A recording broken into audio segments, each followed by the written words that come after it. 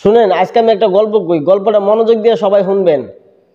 আমি একদিন রাস্তা দিয়ে যাওয়া ধরছি, দেখি রাস্তার মাঝখানে একটা কুকুর খিদায় কামতাছে। তাই আমি এই কুকুরটারে কি করলাম, আমার বাড়িতে নিয়ে গেলাম, নিয়ে কুকুরটারে ভালো মন্দ করে খাওয়াইলাম।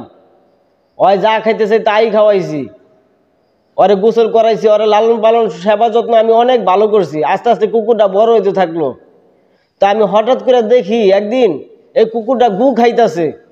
তো এই কুকুরটার আমি কইলাম, দেখ তোর আমি এত ভালো মন্দ খাওয়াই, তুই গু খাইস না। এই কুকুরটা রাগ করলো আমার কথায়।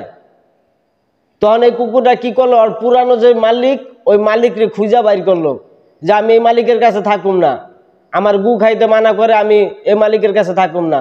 ওই কুকুরটা পুরান মালিক খুঁজা পাইলো এবং ওই কুকুরটা পুরান মালিকের কাছে চলে গেল।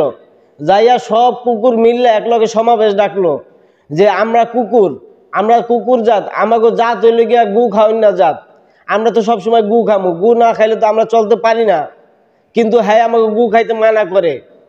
তো সব কুকুর একসাথে সমাবেশ ডাইকা এখন চিন্তা ভাবনা করতেছে আমার কোন দিন জানি কামড় দেয়। আমি সেই চিন্তায় আছি যে কোন দিন জানি এই কুকুরের দল আইসা আমার কামড় দেয়।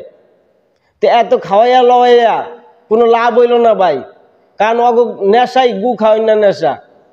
ওরা কি কখনো ভালো হয়?